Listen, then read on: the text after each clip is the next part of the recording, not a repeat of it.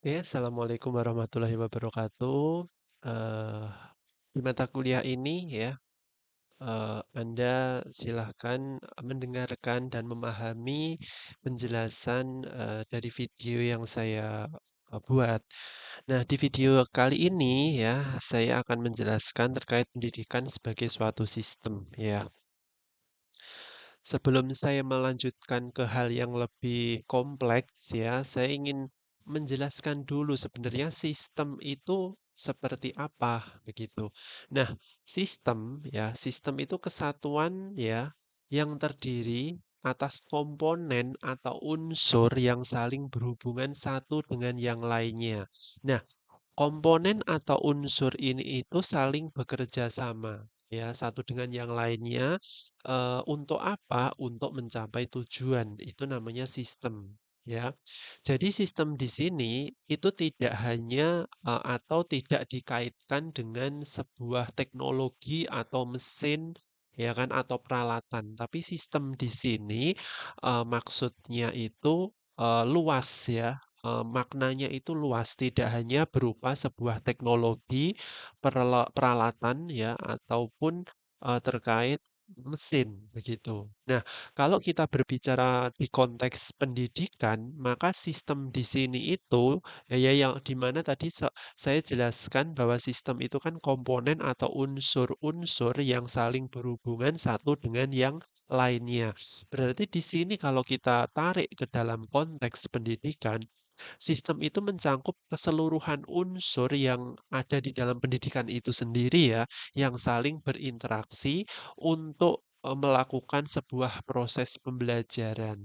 Ya, jadi sistem di sini itu tidak bisa berdiri sendiri ya. Kalau kita berbicara konteksnya sistem pendidikan, itu antar komponen itu tidak bisa berdiri sendiri-sendiri ya. Tetapi antar komponen itu membentuk satu kesatuan yang komprehensif ya, mulai dari input, proses, output, dan lingkungan dari pendidikan itu sendiri. Ya, nah, kemudian pendidikan sebagai sistem sosial. Jadi pendidikan itu sendiri itu merupakan bagian dari subsistem dari sistem sosial masyarakat. Subsistem itu berarti bagian dari masyarakat, begitu. Nah, fungsinya untuk apa pendidikan ini di dalam sistem sosial begitu ya? Itu mempersiapkan ya, untuk mempersiapkan warga negaranya itu agar mampu berperan dalam kehidupan sosial, ekonomi, dan budaya. Sehingga nanti mereka ketika sudah terjun ke sistem sosial yaitu masyarakat, dia itu sudah mantap gitu ya, sudah mantap atau sudah stabil ya, terkait dengan kehidupan sosial, ekonomi, maupun budayanya. Nah, di dalam sistem sosial itu sendiri yaitu masyarakat itu ada hubungan timbal balik atau feedback begitu ya.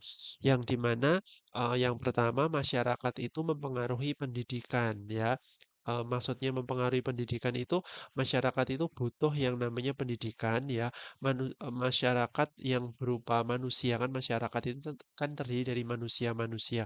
Itu harus tahu tentang nilai dan norma yang ada di lingkungan sekitarnya. Itu berarti masyarakat mempengaruhi pendidikan. Yang kedua, itu pendidikan mempengaruhi masyarakat ya. Jadi melalui perubahan sosial dan pembangunan manusia, pendidikan ini itu bisa membentuk pemikiran, pola pikir, akal pikir dari manusianya itu. Nah, ketika manusia itu memiliki akal pikir, maka sosial ya sistem sosial itu lambat laun bisa berubah ya sehingga pembangunan manusia itu dapat mencapai ke titik yang lebih baik ya. Intinya di situ hubungan masyarakat dengan pendidikan. Nah, tadi saya jelaskan di awal bahwa sistem itu terdiri dari komponen atau unsur-unsur yang saling mempengaruhi satu sama lain, begitu ya. Nah, kalau digambarkan dengan sebuah badan ya, ini yang tertampil di layar ini merupakan bagan sistem pendidikan yang sederhana ya. Jadi tadi ada input, ada proses, ada output itu merupakan sistem pendidikan yang masih sederhana. ya. Nah, di mana di dalam proses sendiri itu dipengaruhi oleh dua dua komponen ya, ada instrumental input dan environmental input ya. Itu pengaruhnya ada di proses pendidikan. Begitu ya. Nah, kalau kita gambarkan komponen sistem pendidikan yang lebih kompleks ya, itu seperti ini. Nah, ini merupakan gambaran ya, eh, hubungan antar komponen yang ada di dalam sistem pendidikan yang sudah kompleks ya. Tadi kan secara sederhana itu kan dimulai dari yang namanya input gitu ya, masukan. Input itu masukan. Siapa yang menjadi masukan di dalam sistem pendidikan begitu ya. Nah, yang menjadi masukan di dalam sistem pendidikan yaitu peserta didik ya. Peserta didik ini nanti akan masuk di dalam sebuah sistem pendidikan. Setelah dia masuk di dalam sistem pendidikan akan melalui sebuah proses ya. Proses dia itu berpendidikan, yaitu melalui proses belajar dan pembelajaran ya. Jadi di dalam proses ini, peserta didik itu akan dipengaruhi oleh yang namanya dua komponen tambahan tadi ya. Ada instrumental input sama environmental input ya. Nah, instrumental input di dalam proses pendidikan itu apa ya? Instrumental input yang dimaksud di dalam proses pendidikan itu terdiri dari pendidik dan non pendidik atau tenaga kependidikan ya. Anggarannya ya biaya anggaran itu berkaitan dengan biaya pendidikan itu kurikulum, administrasinya, kemudian sarana prasarananya itu yang mendukung proses pendidikan secara langsung ya bagi peserta didik itu sendiri. Ya, namun di sisi lain di dalam proses pendidikan ini secara tidak langsung ya ini secara tidak langsung peserta didik itu akan dipengaruhi oleh environmental input. Nah, environmental input itu terdiri dari apa ya? Kayak kondisi politik, kondisi sosial budaya gitu ya, keamanan, agama, ekonomi, alam, dan lain sebagainya. Di mana environmental input itu sebenarnya tidak secara langsung mempengaruhi peserta didik di dalam proses pembelajaran, tetapi itu bisa berpengaruh terhadap peserta didik ketika melakukan proses pembelajaran gitu. Jadi di dalam proses pembelajaran itu tidak apa namanya prosesnya itu tidak kosong, tetapi ada kedua kedua komponen tambahan instrumental sama environmental untuk mendukung proses pembelajaran dari peserta didik. Nah, nanti setelah peserta didik ini melalui tahap proses pembelajaran, maka dia akan menjadi sebuah lulusan, ya. Lulusan yang siap terjun atau siap pakai di masyarakat. Namun kadang ada peserta didik yang dia itu tidak sampai lulus, ya. Jadi dia itu biasanya putus sekolah. Nah, putus sekolah itu bisa disebabkan oleh beberapa hal ya. Mungkin dia itu melanggar aturan di dalam sistem pendidikan itu, atau mungkin dia itu karena anggaran biaya tidak bisa melanjutkan sekolah lagi ya, atau mungkin hal-hal lain yang dia itu tidak sampai ke tahapan lulusan atau lulus ya. Itu kan output, lulusan itu kan output di mana output ini siap siap terjun ke masyarakat atau siap melanjutkan ke jenjang pendidikan yang lebih tinggi. Ya, ini namanya gambaran eh, komponen pendidikan ya, sistem pendidikan yang sudah kompleks ya, gitu. Nah, sekarang bagaimana hubungan antar komponen sistem pendidikan itu? Hubungannya tadi yang saya jelaskan tadi ya, itu hubungannya itu bersifat interdependent. Interdependent itu maksudnya saling bergantung atau saling mempengaruhi, ya. Jadi jika ada salah satu komponen yang terganggu, maka kualitas sistem pendidikan itu secara keseluruhan juga akan terganggu atau menurun begitu. Misalkan kurikulumnya di sebuah sekolah misalkan sudah dirancang sebagus mungkin, tapi sarana prasarananya itu kurang mendukung, maka hasilnya pun itu juga tidak bisa optimal, gitu. Jadi antar komponen itu harus saling, apa namanya, mendukung ya.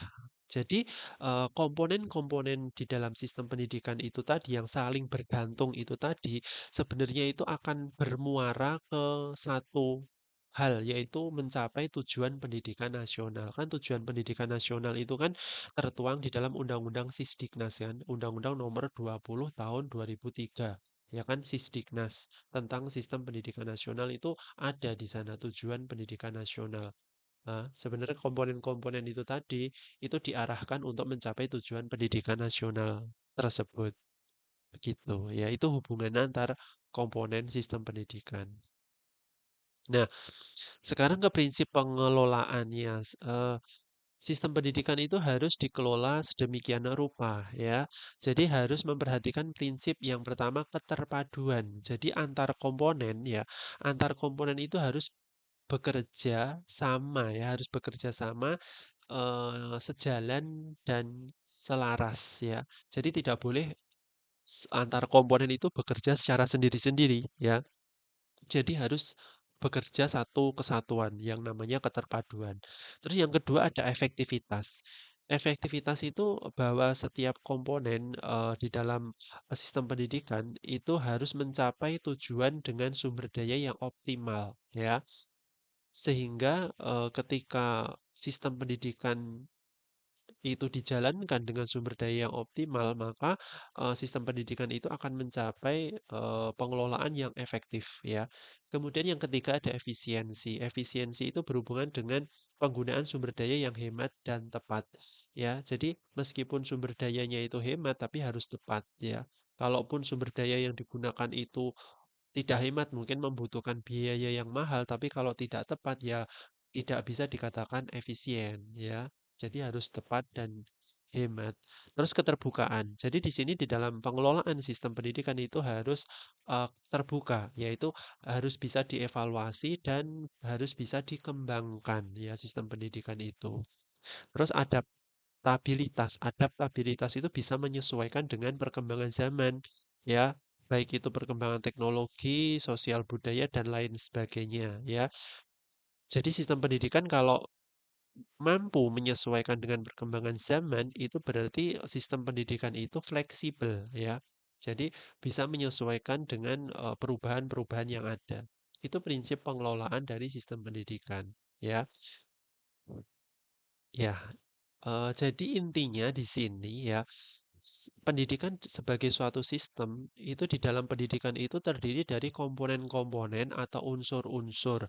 Nah, komponen atau unsur itu saling berinteraksi dan saling berhubungan satu sama lain. Ya, untuk apa? Untuk mencapai tujuan pendidikan nasional, di mana tujuan pendidikan nasional itu tercantum di dalam Undang-Undang Nomor 20 Tahun 2003 tentang Sistem Pendidikan Nasional. Ya, intinya di situ untuk materi pada video ini ya. Mungkin jika ada yang ingin ditanyakan, silakan bertanya di eh, media sosial yang sudah kita gunakan dalam perkuliahan seperti biasanya. Terima kasih. Cukup sekian video ini ya. Wassalamualaikum warahmatullahi wabarakatuh.